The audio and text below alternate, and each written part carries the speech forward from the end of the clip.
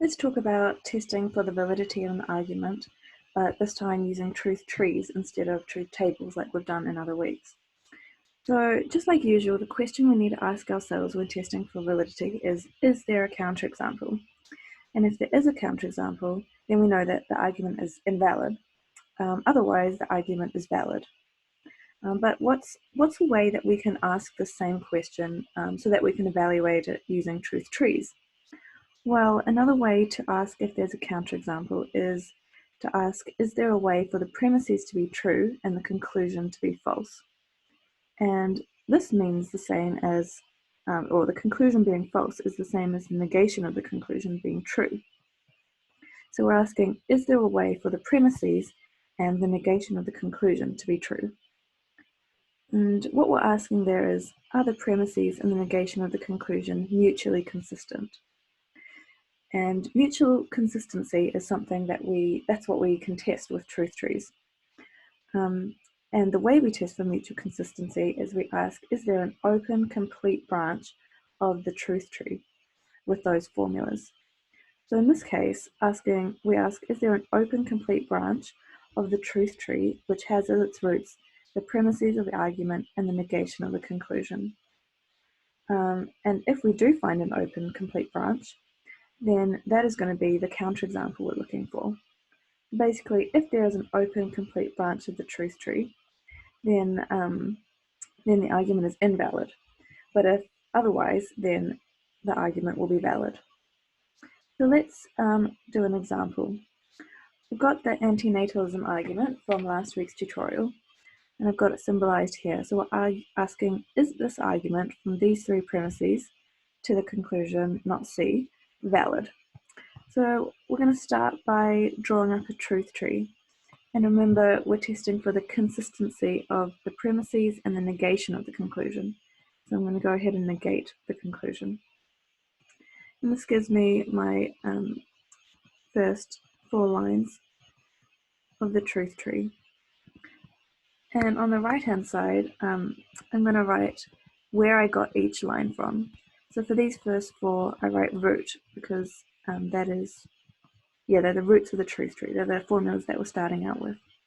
And now we can apply these rules which you find on the right-hand side of the screen, which you can find in the textbook and are talked about in the lectures for this week. These are the rules that we can apply to our complex formulas to decompose them. So it's always a good idea to start with any non-branching rules. And the non-branching rule I can see straight away is on line 4. So I can apply the double negation rule to give me just C. And that I write on the right-hand side where I got that from. That came from line 4 using the double negation rule. Now I can tick off line 4 because I'm done with it. Next, I'm going to have to apply a branching rule, and I'm going to go for line 1. And the branching rule, the main connector here is the arrow.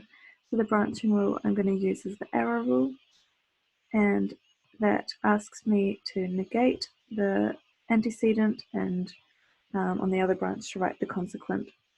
And so I can get line 6 from line 1 using the arrow rule. And I can tick that line off now because I've used it. The next branching rule I'm going to use, in fact I have a non-branching rule I can do, which is another double negation rule. So now I can tick off this formula, and I've got line 7 coming from line 6 with the double negation rule. So now I've got to deal with line 2, and that's a biconditional. So a biconditional is a branching rule, and since I've still got 2 branches that are open, I'm going to have to apply the rule to both of the branches. So I'll apply it to both of the branches. And the biconditional rule gets me to write down both the formulas involved in the biconditional as true on the one branch and then the negation of them on the other. And I'll do the same on the other branch.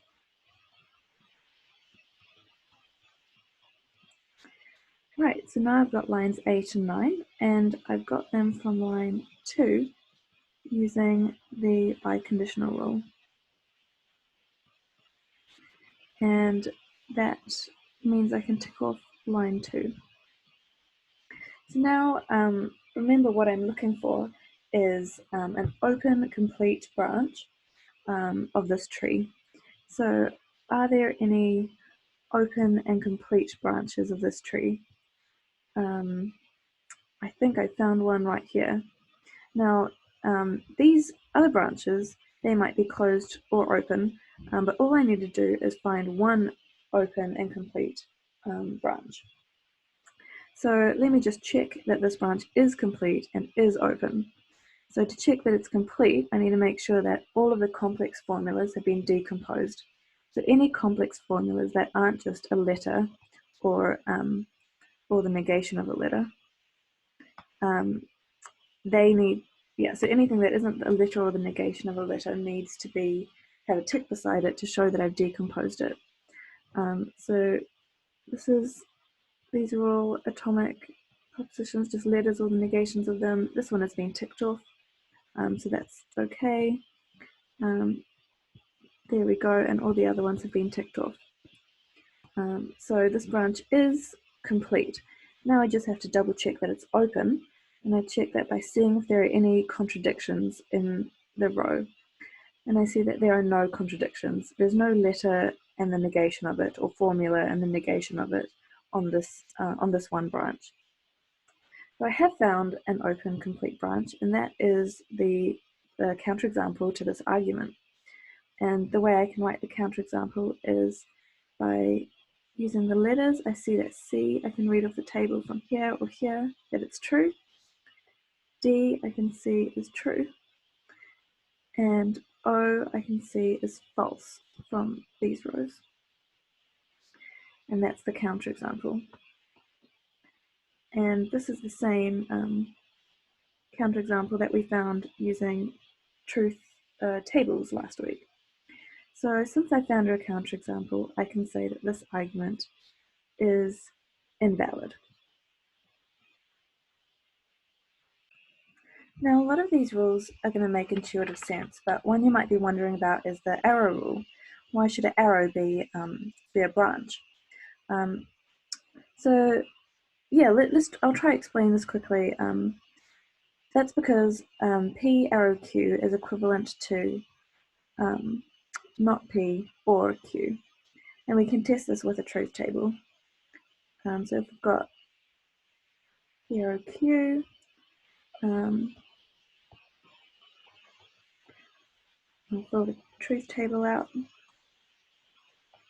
Then P arrow Q is true in all the cases, is false when P is 1 and Q is 0, and is true in all the other cases. And let's fill out, well, Q is the same, 1, 0, 1, 0, and not P is the opposite of P, so it's 0, 0, 1, 1. And this is true whenever at least one of its disjuncts is true. So it's true here, it's not true here because they're both false, and it's true here and here. So you can see that this is equivalent, these two truth tables are the same, which means that these formulas are logically equivalent. And that's why the rule for the arrow is the same as the or rule with negation on the first, negation on the antecedent. So you can see the arrow rule over here is really similar to this one, except it's got a negation on the antecedent. And that's because these two formulas, A arrow B and not A or B, are equivalent. So let's move on to a second example. And this is the Putin's unicorn example from last week, which if we had to do it with a truth table, it would take us, well, there's 5 different letters, so that would take us 2 to the 5. There would be like 32 lines. And yeah, they'll just be slightly unpleasant. So let's try our truth trees method on it. So we're asking, is this argument from these 3 premises to the conclusion U arrow n valid? So we're going to do the same as before. We're going to set up a truth tree with the premises and the negation of the conclusion as our roots.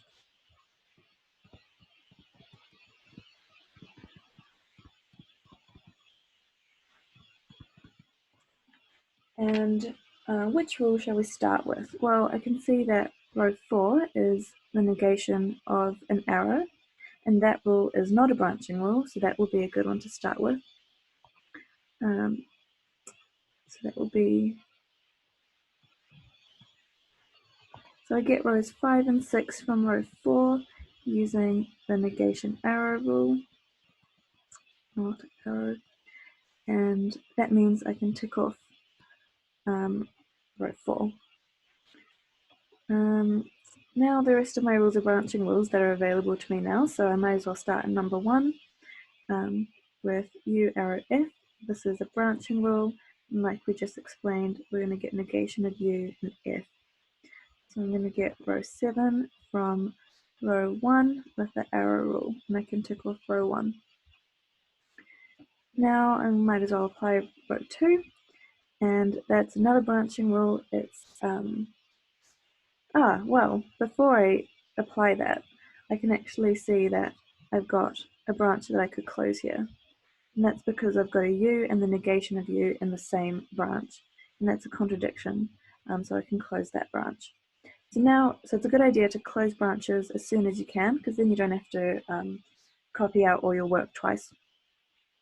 So now the next rule I want to apply is from row 2. I'm going to do the OR rule. Sorry about that. So on row 8, I'm going to get not F and R. And where does row 8 come from? That comes from row 2 using the OR rule, and I can tick off row 2. And can I close any of these branches? Yes, I can. I've got a not F and an F on the same branch. So I can close that branch off, which is very convenient. Now the only formula left for me to decompose is on row 3, and that is an arrow rule. So that is going to be a branching one as well. So I'm going to negate the antecedent R and U and copy out the consequent, which was negation of negation E or negation N. And I get my row 9 from row 3 using the arrow rule. Right, well, I can now tick off row 3 because I've used it. And now what I have left to deal with is these two different formulas on row 9. So let's have a look at this one on the right hand side. What I have is the negation of an OR. So I can apply the negation OR rule, and that means it's a non-branching rule. I write out both of the disjuncts and I negate them both. And so rows 10 and 11 will come from row 9 using the not OR rule. And I can tick off that part of row 9 because now I've used it. And let's see if I can close any of these branches. Well, I can see that I've got a negation of n over here. Sorry, negation of a negation of n over here. And I've got a negation of n over there. So I've got negation n both by itself and with a negation in front of it. And that is a contradiction, so I'm going to close that branch. Now I only have to deal with this left-hand branch. And the connective I have is the not and. So I'm going to use that rule, which is a branching rule. I'm just going to pull it down so that I can write fresh row numbers. So that row 12, the branching rule is going to be not R. Oh, I apologize, my screen. It's going to be not R and not U. And let's see if we can close any of these branches. Well, I've got a not R over here and an R over there, and that's a contradiction, so I can close that branch. And I've got a not U over here and a U over there, which is another contradiction, so I can close that branch. So all of the branches that I created in this tree, they all are closed. And basically that means that there's what we were searching for is an open branch, an open complete branch, and we found that there were no open complete branches. So that means there is no way for these four formulas to be true together. So there's no way for the premises to be true and the conclusion to be false. And if there's no way for the premises to be true and the conclusion to be false, that means the argument is valid. Another way of saying this is there's no possible counterexample to this argument, so the argument is valid.